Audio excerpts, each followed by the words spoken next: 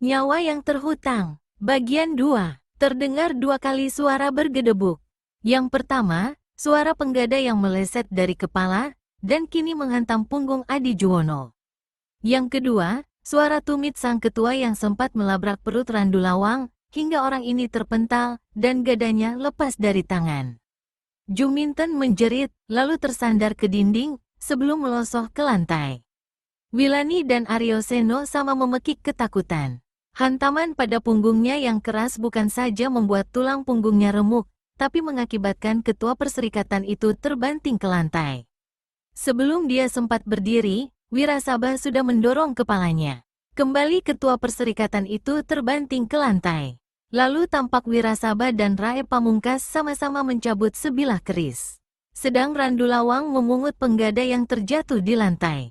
2 keris dan 1 penggada kemudian bertubi-tubi menghantam tubuh Adi Juwono.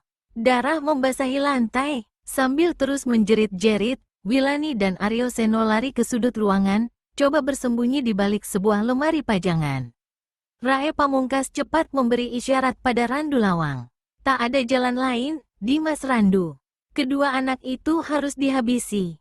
Kalau tidak, bisa jadi masalah di kemudian hari. 2 kurcaci itu biar aku yang membereskan. Kalian teruskan menggebuk ketua keparat itu. Pastikan betul bahwa dia benar-benar mampus, baru berhenti membantai. Abis berkata begitu, Randu Lawang buang penggadanya, lalu cabut sebilah pisau. Dia melangkah mendekati Aryo Seno. Anak usia 10 tahun ini semakin keras jeritannya karena ketakutan. Mulutnya terbuka lebar. Saat itulah, seperti telah dirasuk setan, Randu Lawang tusukkan pisaunya ke mulut Aryo Seno. Pisau menembus lidah dan tenggorokan anak ini, membabat putus sebagian dari anak lidahnya. Darah mengucur deras. Jeritan anak ini serta-merta lenyap. Belum puas, Randu Lawang angkat tubuh Aryo Seno, lalu lemparkan anak ini ke dalam sungai yang mengalir di dekat bangunan.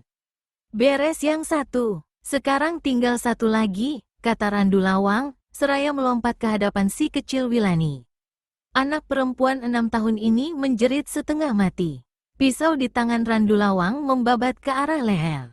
Sesaat lagi senjata tajam itu akan menggorok leher si kecil Wilani, tiba-tiba ada angin berkesiuran. Randu Lawang terpekik.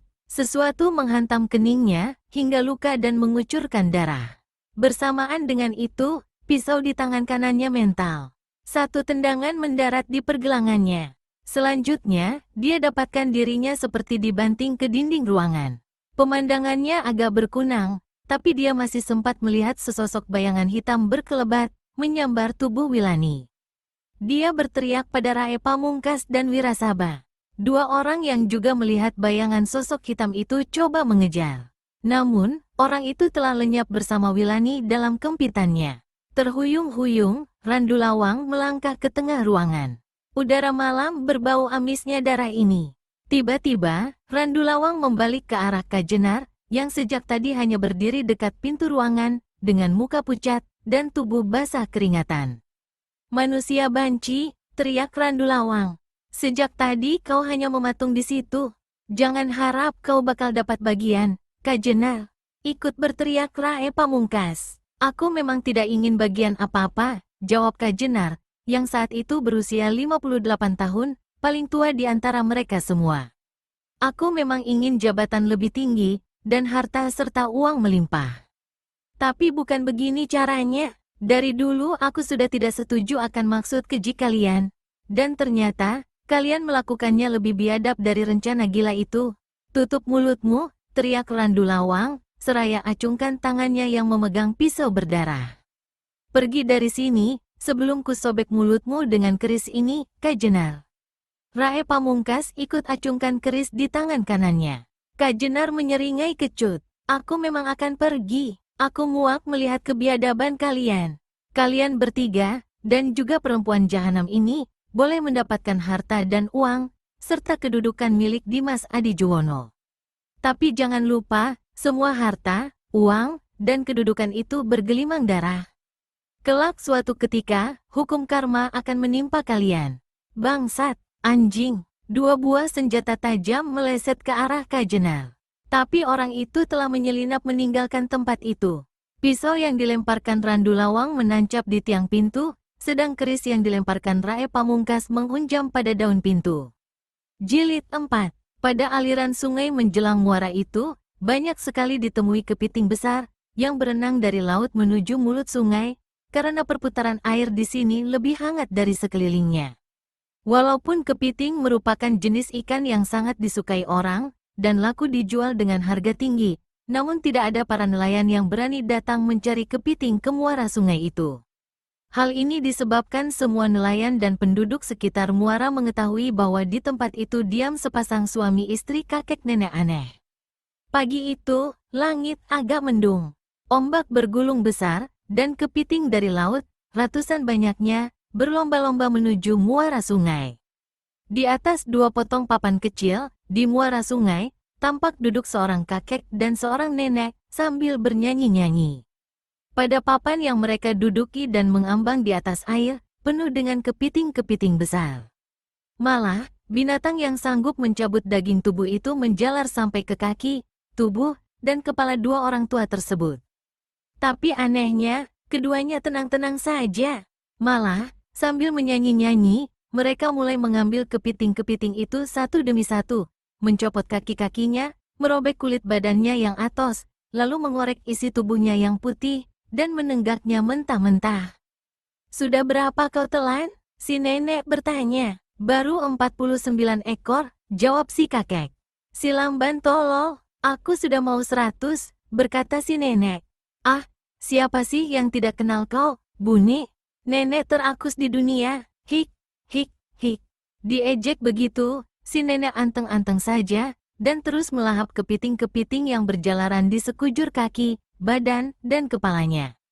Seekor kepiting nakal, entah bagaimana, tahu-tahu menyelinap di balik kain panjang si nenek, terus merayap ke pangkal pahanya.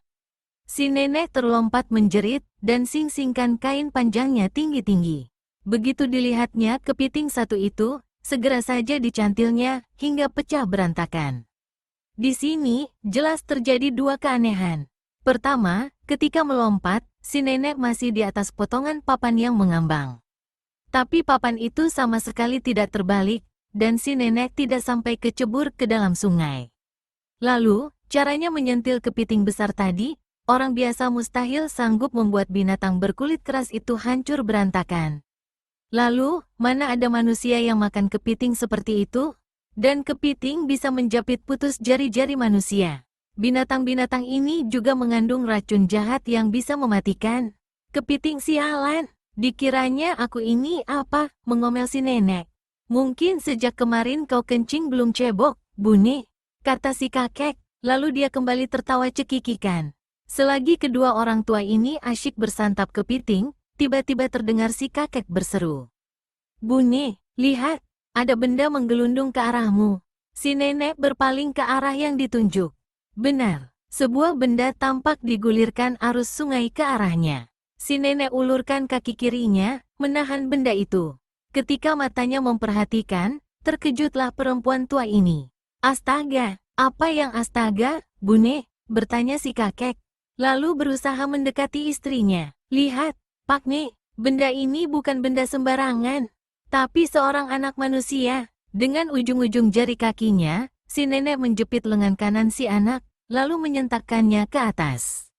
Sosok anak itu melayang ke udara, begitu jatuh segera ditangkapnya. "Kau betul, seorang anak manusia, anak lelaki. Ah, siapa yang tega membuang anak ke dalam sungai?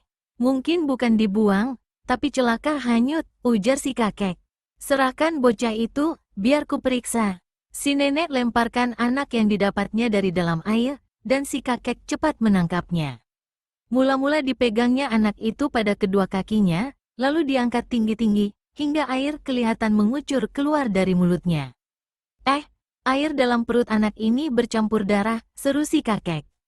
Lalu cepat si anak dipangkunya. Mulut si anak yang terkancing dibukanya lebar-lebar. Si kakek mengerenyit, ada bekas luka di lidahnya.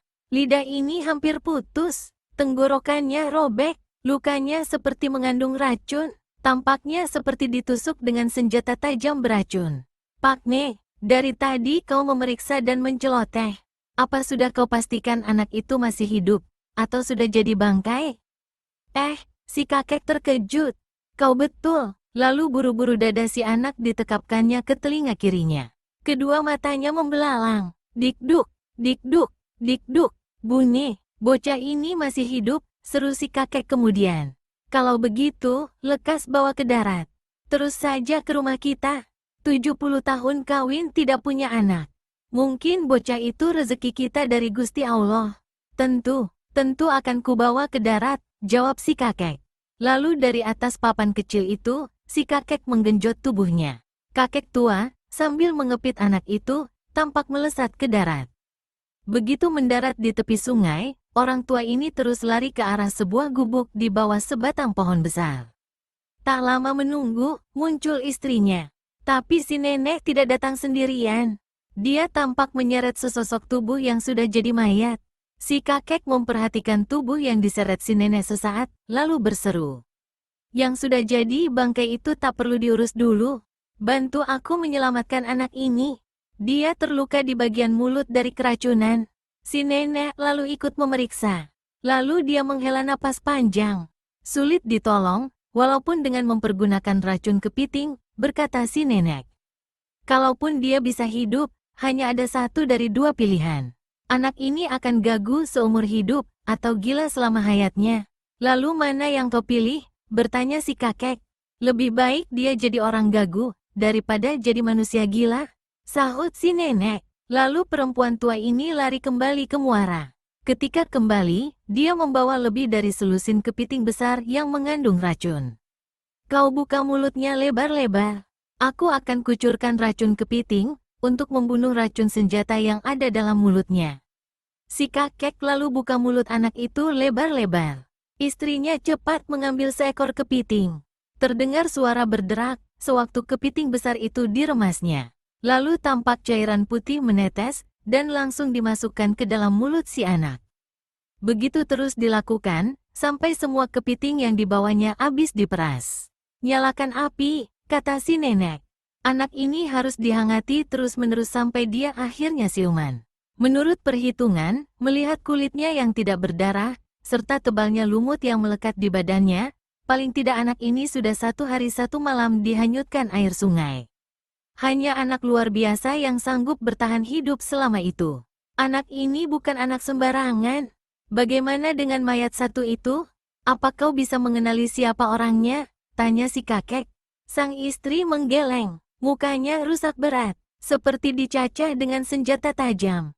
Sebagian tubuhnya remuk. Menurutmu, apa ada hubungan antara bocah lelaki ini dengan orang itu? Si nenek merenung.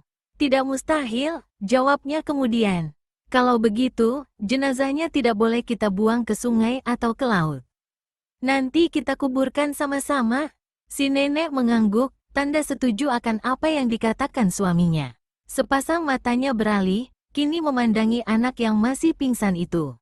Tiba-tiba matanya membesar, dan makin besar. Kenapa kau, Bune? Seperti melihat setan sungai atau jin laut, menegur si kakek. Kita tolol dan buta. Coba kau perhatikan susunan tulang anak ini. Menurut taksiranku, usianya tak lebih 10 tahun. Tapi ruas tulangnya sekokoh pemuda 17 tahun. Dan coba kau perhatikan liku-liku susunan tulangnya. Ayo, periksalah. Si kakek turuti apa yang dikatakan istrinya. Lalu dia berpaling, memandang pada si nenek. Tiba-tiba kedua orang ini sama-sama melompat, dan saling berjingkrakan. Kita menemukan calon murid, akhirnya malah datang sendiri. Bersyukurlah, ujar si nenek. Kedua orang tua itu sama jatuhkan diri berlutut di tanah, dan menampungkan kedua tangan ke atas, memanjatkan puji syukur pada Yang Maha Kuasa. Setelah itu, keduanya kembali melompat dan berjingkrak-jingkrak kegirangan.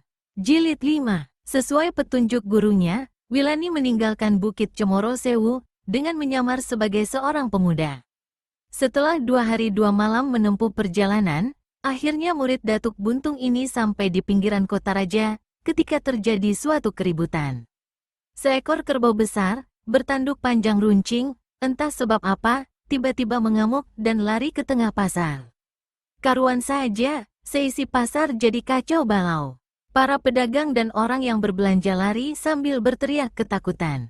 Dua orang pedagang yang bukannya lari, tapi berusaha membenahi dagangannya, mencelat di tanduk binatang yang seperti gila itu. Kedua pedagang itu terguling, tak berkutik lagi. Satu tewas dengan usus membusai, satunya megap-megap merintih, karena tulang pinggulnya sebelah kiri remuk. Di antara kekacauan itu, seorang pemuda tampak duduk berjuntai di atas sebuah cabang pohon, sambil uncang-uncang kaki, dan tertawa-tawa menyaksikan keributan itu. Walau orang lain menderita sengsara, bahkan ada yang mati akibat amukan kerbau, tetapi pemuda ini justru tampak gembira menyaksikan kejadian itu. Kurang hebat, kurang seru, ayo tanduk terus, seruduk terus. Pemuda di atas pohon berteriak-teriak. Saat itu, di bawah pohon, kebetulan lewat Wilani, dalam samaran sebagai seorang pemuda. Dia terheran-heran melihat kerbau mengamuk, dan lebih heran lagi melihat ada orang yang gembira menyaksikan kejadian itu. Maka, dia pun mendongak hendak menegur. Namun, dia ingat pesan gurunya. Orang susah atau senang adalah urusan pribadinya, tak perlu dicampuri. Dia berpaling ke arah kerbau yang mengamuk. Karena dia satu-satunya orang yang masih tegak di dekat pasar itu, maka sosok tubuhnya dengan sendirinya menjadi sasaran kerbau yang mengamuk. Setelah melenguh panjang, binatang ini lalu berlari ke arah Wilani. Kepalanya yang bertanduk runcing menyeruduk lebih dahulu. Pemuda di atas pohon tampak gembira, dan berseru, "Bagus!" Tanduk pemuda yang sedang pasang aksi itu, patahkan pinggangnya. Melihat kerbau datang memburu dan hendak menanduknya, Wilani cepat selamatkan diri dengan melompat ke atas, lalu bergayut pada cabang pohon, di mana kebetulan pemuda yang bersorak-sorak itu duduk berjuntai. Dan jahatnya, agar Wilani melepaskan gayutnya pada cabang pohon, pemuda itu memukuli jari-jari tangan Wilani, sementara di bawah sana, kerbau liar sudah menunggu dengan sepasang tanduk runcingnya. Ah, jahat sekali pemuda ini, membatin Wilani. Lalu darah yang menyamar sebagai seorang pemuda ini, membuat 2 kali putaran di cabang pohon. Sesaat kemudian, tubuhnya melesat jauh ke tengah pasar. Pemuda di atas pohon menggerutu. Tetapi gerutunya berubah jadi pekikan kaget, ketika tiba-tiba satu siuran angin menderu, dan kraak. Cabang pohon yang diduduki pemuda itu patah. Tak ampun, tubuhnya melayang jatuh, dan sepasang tanduk runcing di bawah sana bergerak berputar mengikuti arah jatuhnya. "Tolong!" jerit si pemuda yang jatuh. Sesaat lagi tubuh si pemuda akan ditembus 2 tanduk runcing. Wilani telah lebih dahulu melompat, dan masih dalam keadaan tubuh melayang di udara, gadis ini hantamkan tangan kanannya. Inilah pukulan mengandung tenaga dalam tinggi, yang terakhir sekali dilatihnya bersama gurunya, untuk menghancurkan batu hitam di Bukit Cemoro Sewu. Apa yang terjadi kemudian, membuat semua orang yang ada di tempat itu berdecak kagum, termasuk seorang pemuda berambut gondrong, yang tadi melepaskan pukulan jarak jauh, dan mematahkan cabang pohon, sehingga menjatuhkan pemuda yang duduk di atasnya. Kerbau jalang itu melenguh tinggi, lalu tubuhnya terhuyung-huyung beberapa kali. Kepalanya hancur, salah satu tanduknya tanggal. Binatang ini kemudian terguling roboh. 4 kakinya melejang-lejang beberapa kali, lalu akhirnya binatang ini diam kaku, tanda nyawanya lepas sudah. "Pemuda jahat, tega-teganya membunuh kerbau gila kemasukan setan," teriak pemuda yang jatuh dari atas pohon. Padahal, dirinya baru saja diselamatkan Wilani dari celaka besar yang bisa membawa kematian. Wilani sampai tercekat mendengar bentakan itu. "Pemuda aneh, ditolong malah mendamprat," kata sang dara dalam hati. Lalu, tanpa mengacuhkan lagi, dia tinggalkan tempat itu. "Hai, tunggu dulu, jangan pergi seenaknya, ganti dulu kerbauku yang kau bunuh ini," tiba-tiba terdengar teriakan pemuda itu. Wilani hentikan langkahnya. Dia menatap wajah pemuda itu sesaat, lalu berkata, "Oh, jadi kerbau itu milikmu? Mengapa kau tidak bisa mengurusnya baik-baik? Waktu dia mengamuk tadi, kau malah bersorak-sorak gembira. Padahal sudah banyak yang jadi korban akibat tanduknya. Bahkan ada yang mati." "Betul, bahkan ada yang mati," satu suara menyambungi. Wilani dan pemuda yang mengaku pemilik kerbau sama berpaling ke kiri. Di situ tegak seorang pemuda gondrong berpakaian putih, bicara cengar-cengir seenaknya. Bertambah pula satu pemuda konyol di tempat ini," kata Wilani dalam hati. Lalu, dilihatnya si gondrong tadi melangkah mendekati bangkai kerbau. "Hai, siapa kau yang berani mencampuri urusan orang? Pergi, jangan dekati kerbauku," teriak pemuda di hadapan Wilani. Si gondrong tak peduli. Dia terus saja melangkah. Binatang ini bukan mengamuk, apalagi kemasukan setan. Mana ada sih setan yang mau masuk ke dalam sosok tubuh kerbau? Ha, ha, ha. Pemuda gondrong tertawa bergelak. Sementara orang sepasar yang tadi lari menyelamatkan diri, kini satu demi satu balik kembali, dan berkerumun di tempat itu. Si gondrong menyambung ucapannya tadi. "Saksikan, akan kuperlihatkan pada kalian semua, apa sebabnya kerbau ini tadi jadi tak karuan begitu rupa." Dari salah satu bagian tubuh kerbau yang sudah mati itu, si gondrong mencabut sebuah benda berbentuk paku kecil berwarna ungu. Benda itu kemudian diacungkannya tinggi-tinggi. Inilah penyebabnya. Paku kecil ini dicelup dengan sejenis racun bludru, yang sanggup membuat binatang atau manusia menjadi seperti gila, dan mengamuk, lalu akhirnya bisa mati. Pemuda ini sebelumnya telah menancapkan paku beracun ke tubuh kerbau, lalu menggiringnya ke tengah pasar. Betul begitu, pemuda yang diajak bicara tampak terkesiap. Namun, di lain kejap, dia membentak marah sekali. "Gondrong, siapa kau? Kau bukan orang sini. Pandai sekali kau menyebar fitnah." Si gondrong tertawa lebar. "Kalau aku suruh orang sepasar ini menggeledah pakaianmu, lalu menemukan beberapa buah paku lagi dalam saku bajumu, bagaimana?" Pucatlah paras pemuda itu. Sambil melangkah mundur, dia berteriak keras pura-pura marah. "Pemuda gondrong, ucapanmu berbisa, penuh hasutan. Kau tunggu di sini. Aku akan panggil pasukan untuk menangkapmu." Abis berkata begitu, pemuda tadi segera putar tubuhnya, dan ambil langkah 1000. Kini, dikelilingi oleh kerumunan orang sepasar, si gondrong tegak berhadap-hadapan dengan Wilani. "Saudara, kau hampir saja membuat pemuda itu mati ditembus kerbau," Wilani berucap.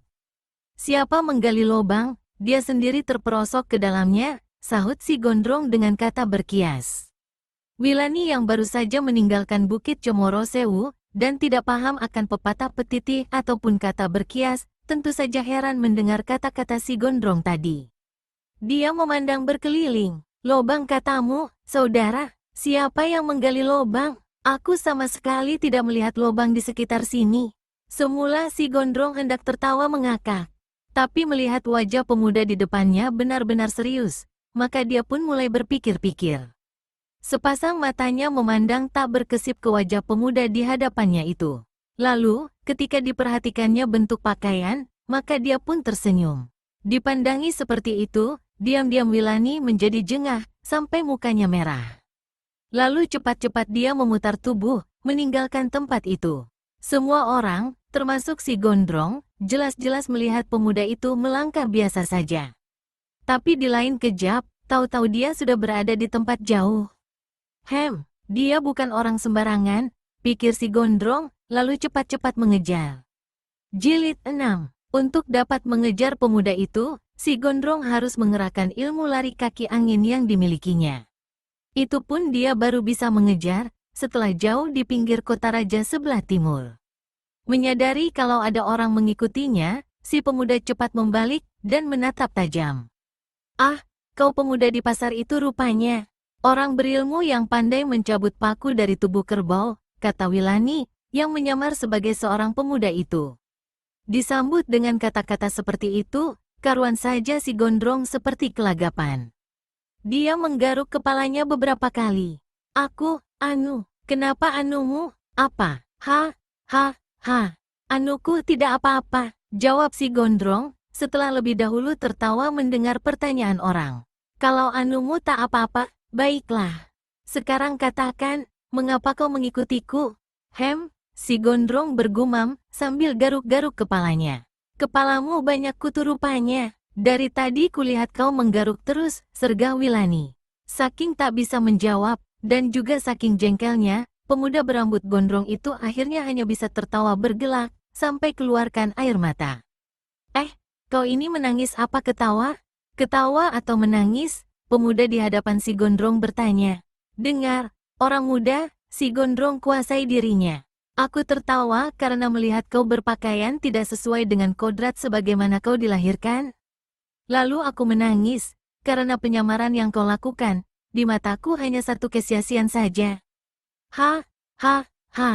Kini berubahlah paras Wilani. Apa maksudmu dengan ucapan itu? Tanyanya. Si gondrong melihat dulu berkeliling, seolah-olah khawatir ada orang di sekitar situ. Kemudian, dengan suara perlahan, dia berkata, "Aku tahu kau bukan pemuda betulan, juga bukan banci, tapi kau seorang gadis, betul kan? Mulutmu jahil dan kurang ajar sekali." Wilani jadi marah, tapi diam-diam, dia kagum juga dengan ketajaman mata pemuda berambut gondrong itu. Selama 2 hari melakukan perjalanan, tak seorang pun mengetahui penyamarannya. Tapi pemuda konyol yang mengikutinya ini, bagaimana bisa mengetahui?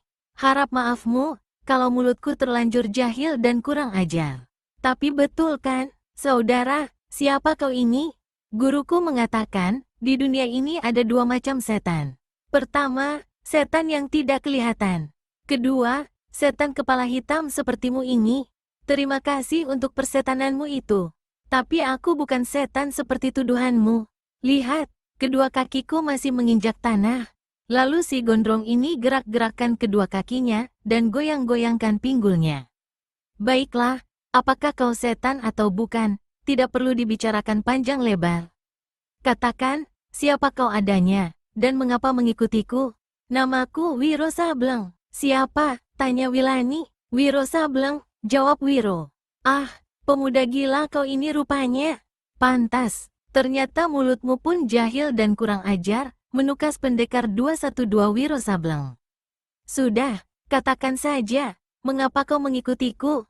Pertama, aku kagum melihat kehebatanmu menghancurkan kepala kerbau tadi, jawab Wiro polos. Kagum tidak berarti harus mengintili orang, ujar Wilani pula. Lalu, apa alasanmu selanjutnya?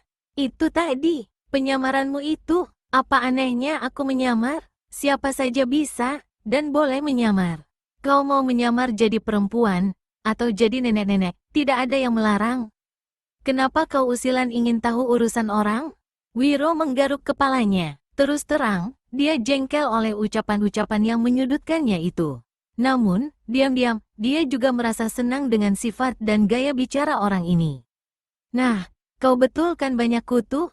Buktinya kau menggaruk terus. Saudara, aku nasihatkan padamu, pergi ke tempat yang banyak monyetnya, dan suruh binatang-binatang itu mencari kutumu. Usulmu itu akan aku pertimbangkan, sahut murid Sinto Gendeng. Tapi ada cara yang lebih mudah.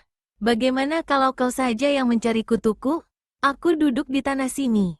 Kau jongkok di belakangku, merahlah paras Wilani, sementara Wiro tertawa gelak-gelak. Manusia bermulut lancang, biar aku beri pelajaran padamu.